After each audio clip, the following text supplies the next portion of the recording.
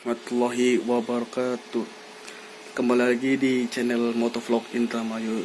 Tapi kita membahas yang namanya room server Kalirinet. Room server Kalirinet ini ada room server. Nanti akan saya jelaskan satu persatu bagian-bagian room servernya. Nanti saya jelasin bagian-bagian room servernya. Ini. Oke, langsung saja saya jelasin satu persatu bagian dari room server saya. Oke. Kita di sini menggunakan FO ada 1 2 3 4 5 6 7 8 9. Kita menggunakan 9 FO, 9 klien. Dan ini adalah klien-klien rumahan kita. Ini juga sama, rumahan kita yang paling jauh itu adalah kisaran 300 meter. Yang paling dekat kisaran 100 meteran. Saya pakai menggunakan FO. Saya di sini menggunakan HTB dengan merek Netlink. Kita dengan menggunakan merek Netlink. Sebelumnya saya menggunakan ISP dari plat merah. Ini mikrotik saya menggunakan mikrotik GR3 sini menggunakan mikrotik. Ini ada internet masuk. Yang 2, 3, 4 itu adalah klien-klien semua. Nah, di sini saya menggunakan FO sama dengan voucheran. Nah, di sini kita menggunakan voucheran dengan merek Tenda. Merek Tenda. Di sini kita juga dengan jarak jauh masih menggunakan produk dari Ubiquality. Ini Ubiquality. Kita menggunakan Ubiquality saat ada 1 2 3 4 5. Ada 5 akses point. Di sini saya punya 5 akses point yang semuanya terhubung ke luar, ke antena yang di atas. Terus saya akan menjelaskan di sini ada hub atau switch. Switch ini kita akan dihubungkan ke rumah-rumah klien yang paling dekat dengan bantuan FO ini. Kita menggunakan switch dengan FO. Maklum kita nggak bisa atau belum kuat beli OLT-nya. Beli OLT, jadi kita masih menggunakan HTB. Nah, untuk ininya saya menggunakan produk yang buat keluar dari ininya. Saya menggunakan produk Tenda yang Gigabit sama yang TP-Link yang belum Gigabit. Tapi mungkin masih lumayan oke lah. Karena cuma bawa band itu yang kecil-kecil. Di sini saya belum menggunakan step up, step down dengan tegangannya.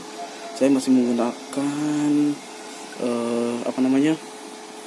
menggunakan colokan terminal. Nah, di situ terminal masih banyak. Saya tidak menggunakan step up, step down. Alasan saya mungkin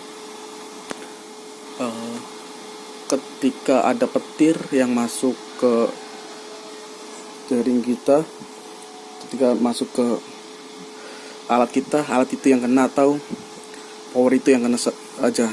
Ketika seandainya kita menggunakan step down, takutnya semua alat kena. Itu doang sih yang saya alasan saya buat masih menggunakan seperti ini. Emang sih sedikit ribet lah, karena harus menggunakan colokan banyak.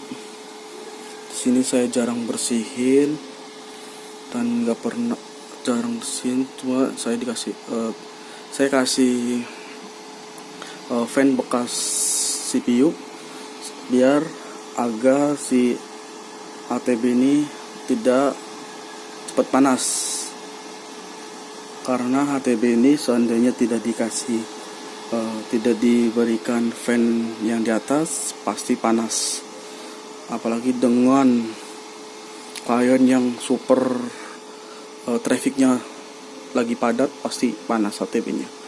Dan ketika klub-klub ini traffic sedang berjalan semua, traffic lagi berjalan semua ketika klub-klub ini. Ya, ini kali yang ini itu benar-benar traffic padat. Mungkin kita kembali lagi ke bawah. Di sini saya menggunakan AP, yaitu di atas lead beam, terus air grid 270 dBi, terus core beam 400 yang 25 dBi, sama air grid yang 27 dBi. Air gridnya ada 3, lead beam ada 1, dan power beam ada 1. Kita keluar lewat sini, terus kita keluar ke luar. Nah, mungkin kenapa saya bikin rak yang sederhana seperti ini, ya mungkin keterbatasan modal juga. Nah, saya di sini menggunakan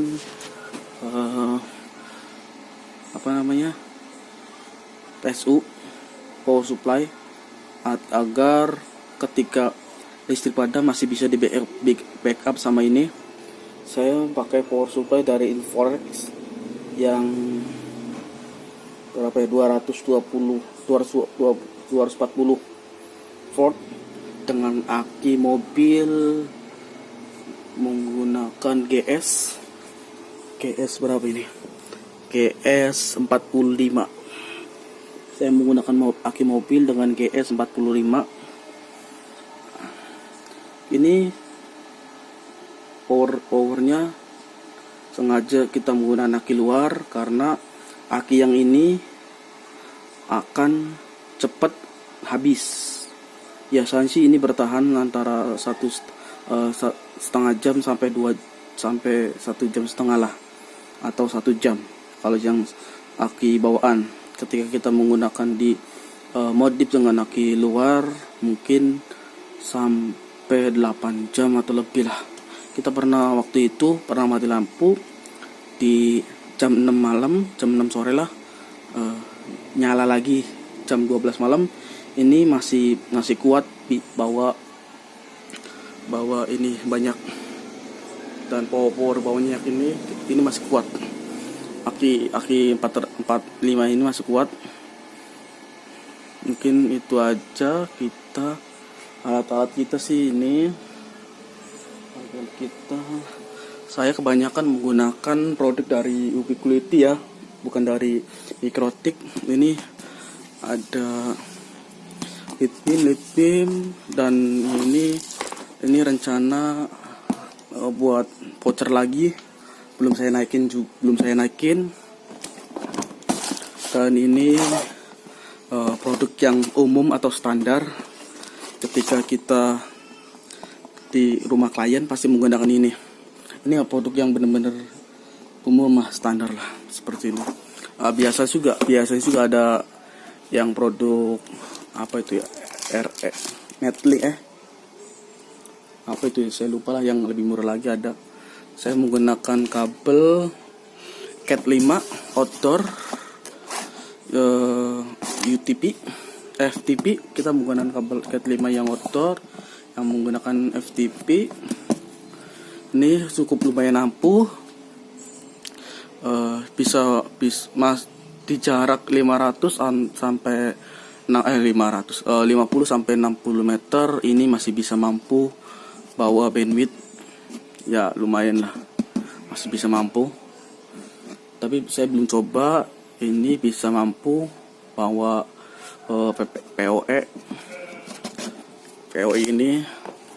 Yang jelas yang saya coba ini kisaran 30 masih bisa mampu bawa PoE ini, kabel ini masih bisa mampu. Dan semua dan semua alat-alat ini kita menggunakan kabel yang tadi.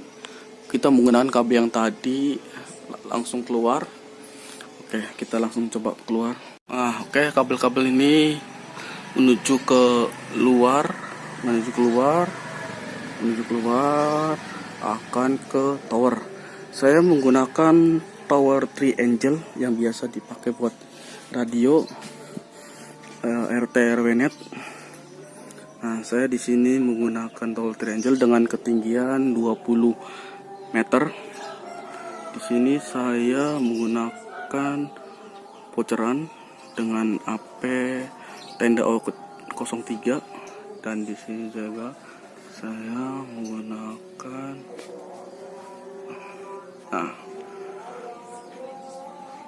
di sini ada air grid 3 biji, lead beam 1 biji, dan power beam 1 biji. Di sini semua dengan arah tujuan klien. Yang paling jauh kliennya itu 7 km dengan bantuan air grid. Oke, itu aja mungkin room server saya. Jika ada kritik atau masukan atau pertanyaan-pertanyaan, silakan masukkan di kolom komentar aja kan. Oke, terima kasih banyak atas semuanya. Wassalamualaikum warahmatullahi wabarakatuh.